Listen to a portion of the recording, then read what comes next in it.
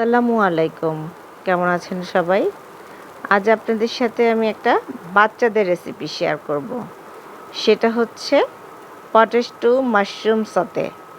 প্রথমে আমি আলু সিদ্ধ করে নিয়েছি, তারপর ওটাকে ভালো করে ম্যাশ করে নিয়েছি। তারপরে দিয়ে দিলাম সাদা গোলমরিচের গুঁড়ো আর কর্নফ্লাওয়ার। আর এখন দিয়ে দিচ্ছি লবণ। এটাকে ভালো করে মেখে নেব।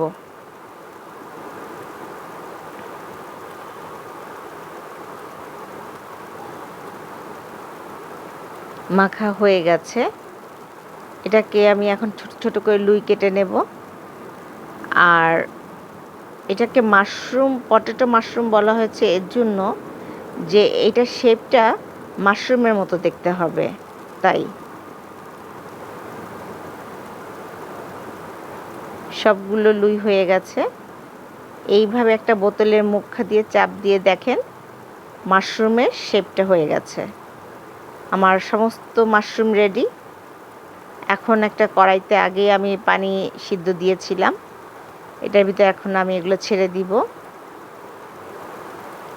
একটু সিদ্ধ হলে আমি এটা থেকে তুলে নিব। আর একটা কড়াইতে আমি তেল দিয়ে দিলাম। এখন দিয়ে দিব আমি মিহি করে কাটা রসুন কুচি।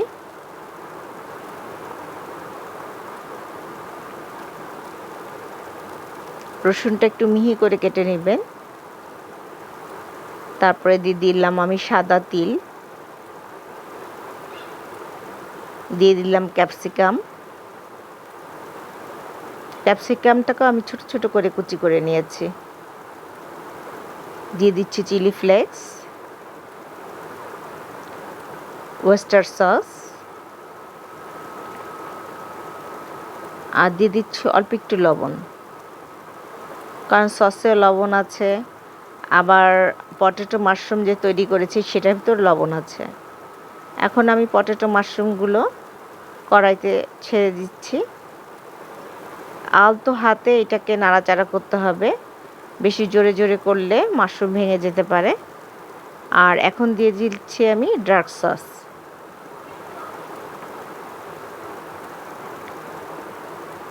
এটা যেমন দেখতে সুন্দর, খেতেও কিন্তু ভীষণ মজা।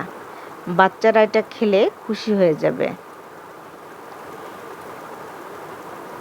তৈরি হয়ে গেল আমার পটেটো মাশরুম সতে। বানিয়ে দেখবেন কিন্তু।